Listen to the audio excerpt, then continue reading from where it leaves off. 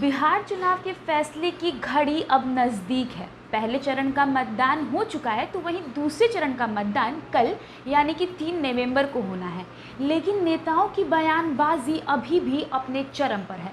लगातार एक दूसरे को अपने निशाने पर लेने से ये बाज नहीं आ रहे हैं। नमस्कार, मेरा नाम निशा ओझा है और आप DTW 24 न्यूज़ देख रहे हैं। पिछले लंबे वक्त से ही चिराग पासवान मुख्यमंत्री नीतीश कुमार पर हमलावर हैं। उन्होंने उनके साथ निश्चय को भी ढोंग बताया, तो वहीं दूसरी तरफ उन्होंने ये भी कहा कि इन सभी घोटालों की जांच होगी और अगर इस जांच में मुख्यमंत्री भी दोषी पाए जाते हैं और अगर चिराग पासवान सत्ता में आए तो वो मुख्यमंत्री को भी सज़ा दिलवाएंगे, यानी कि वो मुख्यमंत्री को भी जेल भेजेंगे। इसके बाद दोनों पक्षों में खूब गहमा गहमी जारी है। लगातार एक दूसरे को बयानबाजी करके ये घेर रहे हैं। आज ही चिराग पासवान ने एक खत लिखकर मुख्यमंत्री नीतीश कुमार को अपने निशाने पर लिया और उसके तुरंत बाद ही चिराग पासवान ने एक प्रेस कॉन्फ्रेंस भी किया जिसमें उन्होंने नीतीश कुमार को खूब लपेटा। पहले सुनिए क्या कुछ लिखा है उन्होंने अपने पत्र में। आदरणीय नीतीश कुमार जी, आपको यह पत्र इसलिए चुनाव के दरमियान लिख रहा हूं क्योंकि मुझे महसूस हो रहा है कि पापा के आखिरी दिनों को लेकर के आप अचानक से चिंतित हो रहे हैं। आपकी ये चिंता मुझे हैरान करती है क्योंकि पापा जब तक जीवित थे तब तक ना तो आपने उनसे मिलने का प्रयास किया और ना ही उन्हें फ़ोन करके उनका हालचाल जानने की कोशिश की। अजीब लगता है जब देश के राष्ट्रपति, प्रधानमंत्री से लेकर के देशवासी तक पापा के बीमार होने की जानकारी थी, उस वक्त आप ये बयान देते हैं कि आपको तो उनकी बीमारी के बारे में मालूम ही नहीं है। आगे उन्होंने ये भी लिखा कि बिहार विधानसभा चुनाव में आप नेताओं द्वारा गिरते राजनीतिक स्तर के बारे में आपको कुछ जानकारी देना चाहता हूँ। राजनीति में व्यक्तिगत आरोप प्रत्यारोप लगाना कहीं से उचित नहीं है। आप मेरी नीति को लेकर के प्रश्न उठा सकते हैं, आप मेरी नीयत को लेकर के प्रश्न उठा सकते हैं। आप कह सकते हैं कि बिहार फर्स्ट और बिहारी फर्स्ट विजन डॉक्यूमेंट खराब है, पर निरंतर आप नेता मुझ पर निजी हमले किए जा रहे हैं। पहले मेरा एक वीडियो जिसमें मैं अपनी party Bihar first Bihari first के विजन डॉक्यूमेंट वीडियो का शूट कर रहा था, उसको एजेंडा बना करके ऐसे दिखाने का प्रयास किया गया जैसे मानो मुझे मेरे पिता के गुजरने का दुख ही नहीं है। इसके साथ ही चिराग पासवान ने अपने प्रेस कॉन्फ्रेंस में ये भी कहा कि वो लगातार हमें अनुभव की कमी कहते हैं। वो कहते हैं कि बिहार में जितने भी युवा हैं उनमें अनुभव की कमी है। 15 साल से आप कुर्सी पर बैठे हैं, अगर कुर्सी छोड़िएगा तब तो हम लोग कुर्सी पर बैठेंगे और हमें अनुभव होगा। सुनिए क्या कुछ कहा है चिराग पासवान ने अपने प्रेस कॉन्फ्रेंस में। पिछले 5 साल के मुख्यमंत्री सिर्फ एक उपलब्धि बता दें, बहुत ज्यादा हम लोग को ज्यादा जाने की जरूरत नहीं है। एक उपलब्धि बता दें कि भैया ये हम एक बड़ा काम किए हैं, इससे बिहार की इतनी करोड़ जनता को लाभ मिल गया। एक उपलब्धि बता दें जो मुख्यमंत्री के पास नहीं है। तो ये लेटर अभी प्रेस वार्ता जैसे ही समाप्त होती है इसकी एक प्रतिलिपि आप लोगों को मिल जाएगी। अब अगर इसके अलावा कोई सवाल बचे हों तो इन्हीं कार्यकर्ता किसी से भी आप पूछ लीजिए। भाई, जनता दल यूनाइटेड मुख्यमंत्री के दिशा निर्देश पर हर एक जनता दल यूनाइटेड का कार्यकर्ता संकल्पित है, लगा हुआ है कि किस तरीके से भारतीय जनता पार्टी को हराया जाए।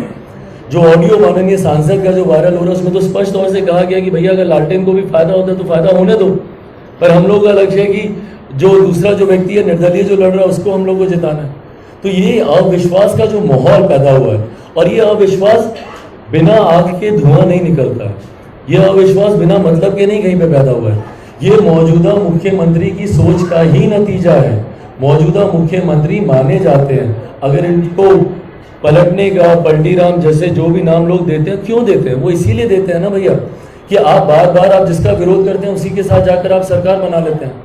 2005 से 2015 तक घोर विरोधी आप रहे लालू जी के, उन्हीं का विकल्प बनकर आप आए थे सरकार में। जंगल राज का की बात कर करके जिस बिहार की जनता ने आपको समर्थन दिया, आपको मुख्यमंत्री बनाया, आज 2015 में उन्हीं लालू जी के समर्थन के साथ आपने सरकार बना ली। 10 साल तक आपने उनका विरोध किया और फिर उन्हीं के साथ मिलकर आपने सरकार बना ली। 2013 से निरंतर 2017 तक मौजूदा प्रधानमंत्री आदरणीय नरेंद्र मोदी जी का नीतीश कुमार जी विरोध करते रहे और 2017 में फिर उन्हीं के साथ मिलकर सरकार बना ली। तो भैया अब आज आप किसका विरोध कर रहे हैं? आज आप पुनः महागठबंधन का विरोध कर रहे हैं। तो कैसे कोई माने कि 10 तारीख को परिणामों के बाद आप पुनः मिलकर सरकार नहीं बना लेंगे महागठबंधन के साथ? मौजूदा मुख्यमंत्री नीतीश कुमार जी अपने व्यक्तिगत लाभ के लिए, कुर्सी सत्ता का मोह मौजूदा मुख्यमंत्री को इस कदर इस हद तक है कि वो कुर्सी के बिना, सत्ता के बिना मुख्यमंत्री रह नहीं सकते। उसके लिए उनकी नीति मायने नहीं रखती, उसके लिए उनके सिद्धांत मायने नहीं रखते, उसके लिए वो किसी हद तक, किसी स्तर तक वो जा सकते हैं समझौता करने के लिए। जब वो लालू जी के साथ समझौता कर सकते हैं, गलवैया कर सकते हैं, 2015 में उनके साथ तस्वीरें खिंचा सकते हैं, गले लगा लगा के उनके साथ मिलकर सरकार बनाना तो दूर, सरकार चलाई भी उन्होंने 3 साल। उन्हीं के परिवार के लोगों को डिप्टी सीएम के तौर पर मिलकर उन्होंने सरकार चलाई। और आज जिस प्रधानमंत्री जी के साथ मन साझा करते मुख्यमंत्री नहीं थक रहे हैं, प्रधानमंत्री जी का आशीर्वाद लेते हुए नहीं थक रहे हैं, जिस प्रधानमंत्री जी के आशीर्वाद से मौजूदा मुख्यमंत्री आज की भी तारीख में मुख्यमंत्री बने हुए, भैया किसके आशीर्वाद से बने हुए हैं? महागठबंधन जब छोड़कर आए थे तो हमारे प्रधानमंत्री ने इनको आशीर्वाद दिया ना कि चलो तुम दोबारा से आप मुख्यमंत्री बन जाइए, तो उन्हीं के आशीर्वाद से आज ये मुख्यमंत्री बने हुए हैं। मुख्यमंत्री का जवाब आया था कि अच्छा उनकी तबीयत खराब है, हमको तो मालूम ही नहीं है। भाई उस वक्त आपको मालूम नहीं था, और ये उस दिन आपने बयान दिया जब तक देश के राष्ट्रपति मुझे 2 बार फोन कर चुके थे, जब तक भारत के प्रधानमंत्री पापा का हालचाल जानने के लिए मुझे निरंतर दिन में 2 बार फोन करते थे। उस वक्त आप ये बयान दे रहे हैं कि हमको तो मालूम ही नहीं है कि उनकी तबीयत खराब है।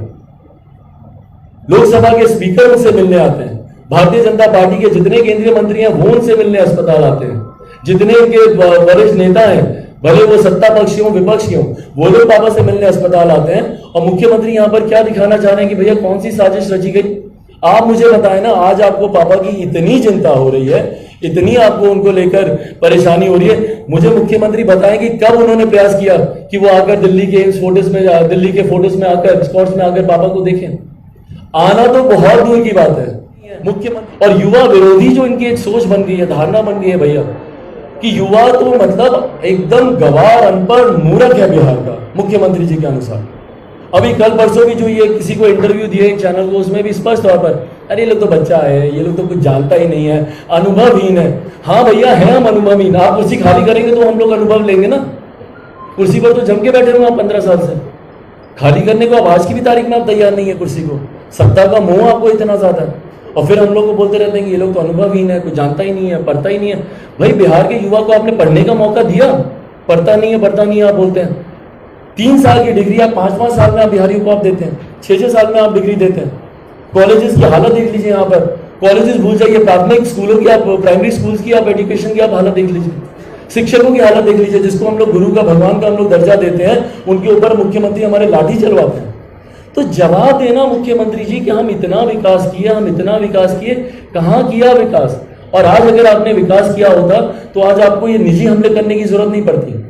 जिस तरीके से चिराग पासवान आज सिर्फ और सिर्फ जांच की आंच के डर से जिस तरीके से मुख्यमंत्री बौखला गए हैं, जिस तरीके से मुख्यमंत्री के अंदर घबराहट पैदा हो गई है, उसी का परिणाम है कि चिराग पासवान के ऊपर निरंतरता में निजी हमले, निजी हमले, निजी हमले।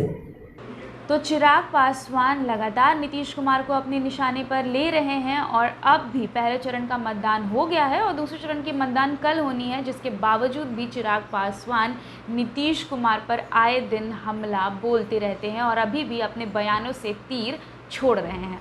बहरहाल इस तरह की तमाम बड़ी खबरों को देखने के लिए हमारे चैनल के साथ बने रहिए। अगर अब तक आपने हमारे पेज को लाइक नहीं किया है तो फेसबुक पर लाइक कर दीजिए और यूट्यूब पे सब्सक्राइब भी कर दीजिएगा। बहुत बहुत शुक्रिया।